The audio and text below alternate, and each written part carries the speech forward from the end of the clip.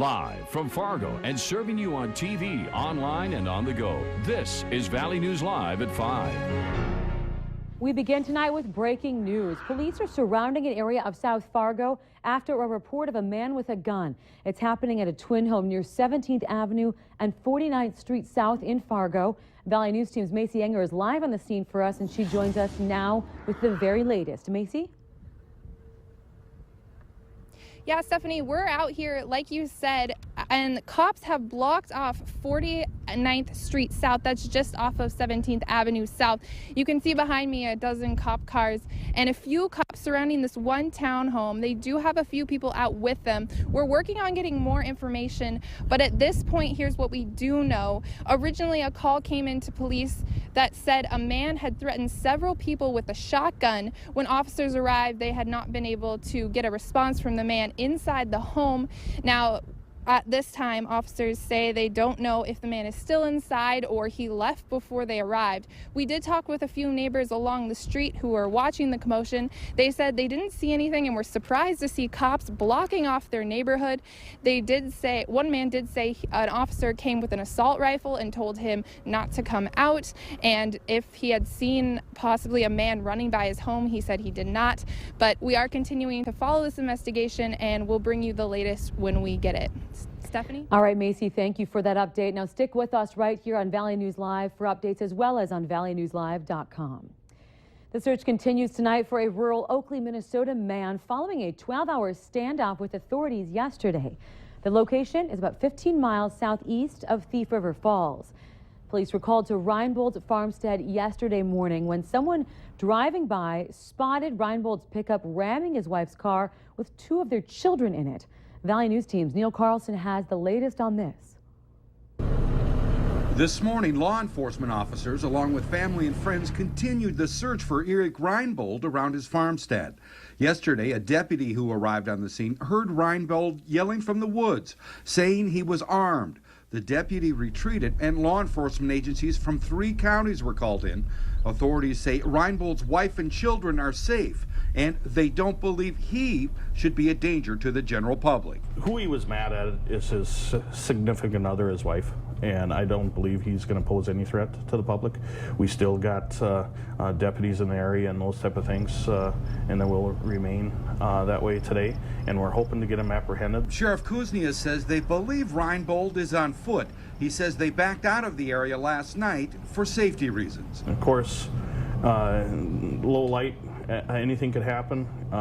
You know, it's hard to see the other officers when we're searching and all those type of things. And it was decided last night to wait until daylight again. And while Sheriff Kuznia says he doesn't believe Reinbold is a danger to the general public, a neighbor I spoke with was a little uneasy about the situation. If you spot Reinbold, you're asked to contact police immediately. Near Oakley, Minnesota, Neil Carlson, Valley News Live. Authorities have yet to establish any contact with Reinbold by phone. They're hoping the elements may push him to surrender himself. Now to a story that we have been following all week for you. Luke Goodridge and Isaac Nima, they were both and have both been charged with aggravated assault. Goodridge was charged on 1 count, Nima charged on 2. Goodridge was emotional in court today after getting on his knees, begging the judge to let him out. The judge decided on $10,000 cash or bond for both men and no contact with the victim in this case. Well, we have some new information now. The prosecution in the Aaron Knodel trial still has not decided if it will retry the case. That comes as the judge in the case turns down the prosecution's request to delay the trial. Now it's set for Tuesday, June 23rd.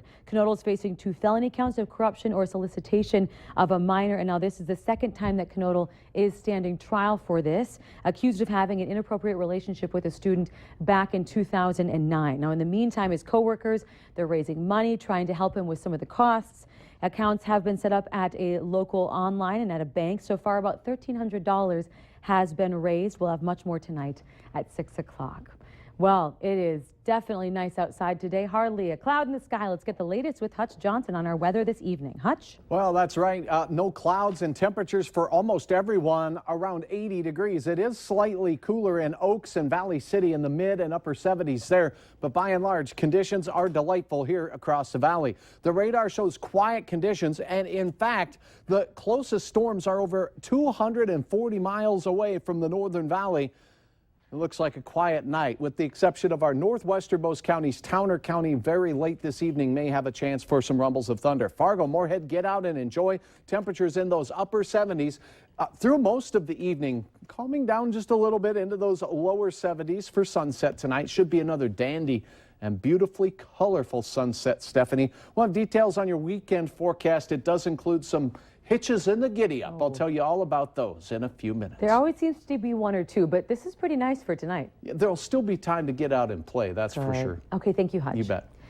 Well, a victim from a rollover crash last month near Oriska has died. 73-year-old Sylvia Moen of Crookston passed away on June 6th at Mercy Hospital from injuries that she sustained during that crash. The crash happened on May 31st when the driver fell asleep at the wheel. Police say the car hit a culvert and drove onto the oncoming lanes before landing in the median. All 4 people in the vehicle had to be extricated from that vehicle and were transported to Mercy Hospital for treatment. The community of Oxbow is coming together tonight to make their next move after a judge's decision to stop construction of the ring levee that would protect their homes. The ruling has also put many homes on hold.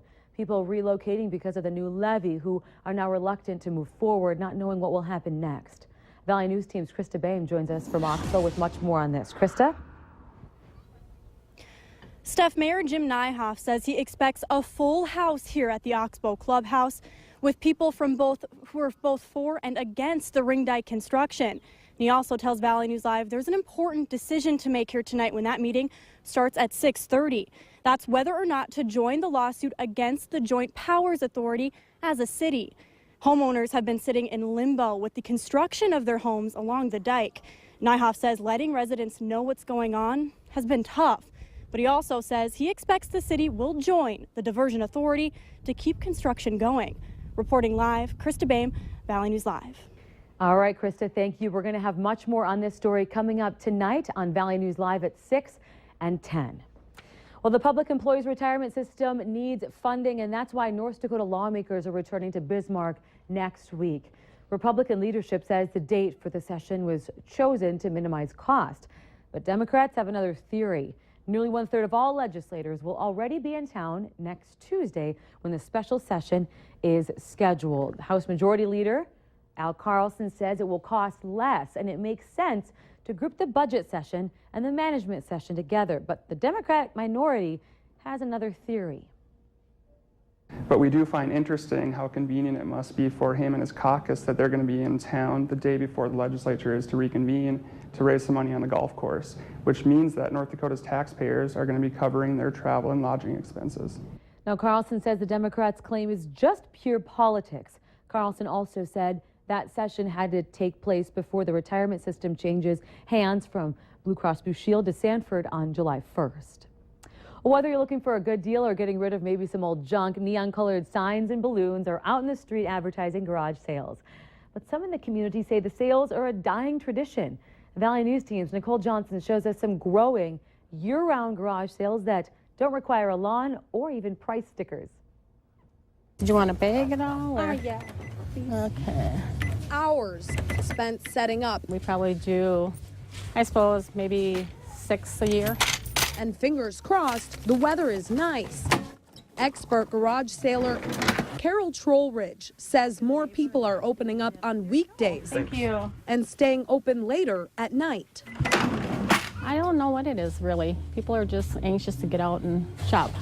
While Carol says she always brings in plenty of customers, others have a different reason why garage sale hours are changing. Garage sales aren't running, till 10 o'clock at night. And so this allows you to sit in your jammies and kind of do your own searching. Angie Schweitzer, creator of Fargo Moorhead Online Garage Sales, says yard sales have a major competitor. My mom, of course, was one of the first people to join, and then it just kind of, friends were telling friends. Simply post what you have and browse for what you want. Almost 28,000 members in the group. Angie sifts through about 100 a day, only approving real people.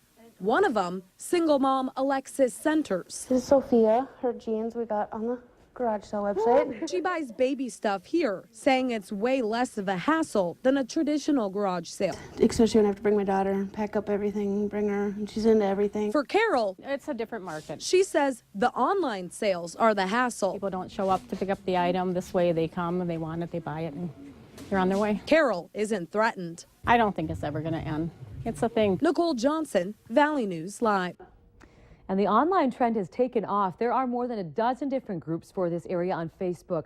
Most of them have rules, but for instance, Angie doesn't allow guns, pets, or things that are not family friendly. And she double checks posts to make sure they aren't stolen goods. If you want to join, we have a link on our website. Go to valleynewslive.com and click on the hot button.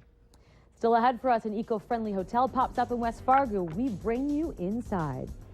Light winds and beautiful temperatures to cap off our work week. Many of us topping out near 80 degrees. It does look like we'll have a chance for some thunder and lightning this weekend. I'll have details on when and where coming up next.